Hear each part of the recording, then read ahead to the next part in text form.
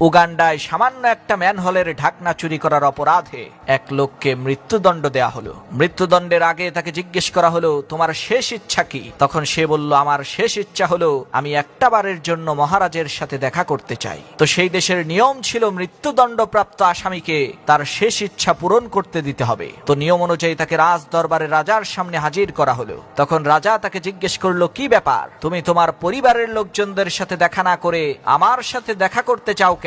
তখন সে চোর বলে উঠল, মহারাজ, আমার কাছে এমন একটা মহামূল্যবান গাছের বীজ আছে, সেই বীজ থেকে একটা গাছ হবে, আর সেই গাছ একজন মানুষের সমস্ত ইচ্ছা পূরণ করতে পারবে। এখন আমি তো আর এই দুনিয়াতে বেঁচে থাকবো না, তাই এই অলৌকিক ক্ষমতা সম্পন্ন মহামূল্যবান গাছের বীজটি আমি আপনার হাতে তুলে দিতে চাই। কেননা এই গাছের বীজটা যদি ভুল মানুষের হাতে চলে যায় তাহলে আপনার রাজ্য একেবারে তছনছ হয়ে যাবে। চোরের এই কথা শুনে রাজামশাই বলে উঠল, মাশাআল্লাহ, এটা তো খুবই ভালো কথা, তো কোথায় সেই গাছের বীজটা, দাও আমাকে। তখন সেই চোর বলে উঠল, মহারাজ, এই গাছের বীজটা এমন একজন ব্যক্তিকে আজকে সূর্য ডোবার আগেই মাটিতে রোপণ করতে হবে যে ব্যক্তি জীবনে একটা পয়সাও চুরি করে নাই। যেহেতু আমি নিজে একজন চোর, তাই আমি যদি বীজটা রোপণ করি কোনো লাভ হবে না। আপনি বরঞ্চ অন্য কাউকে দিয়ে এই গাছের বীজটা যে কোনো মূল্যেই হোক সূর্য অস্ত যাবার আগেই রোপণ করান, না হলে সেই বীজটার ক্ষমতা নষ্ট হয়ে যাবে।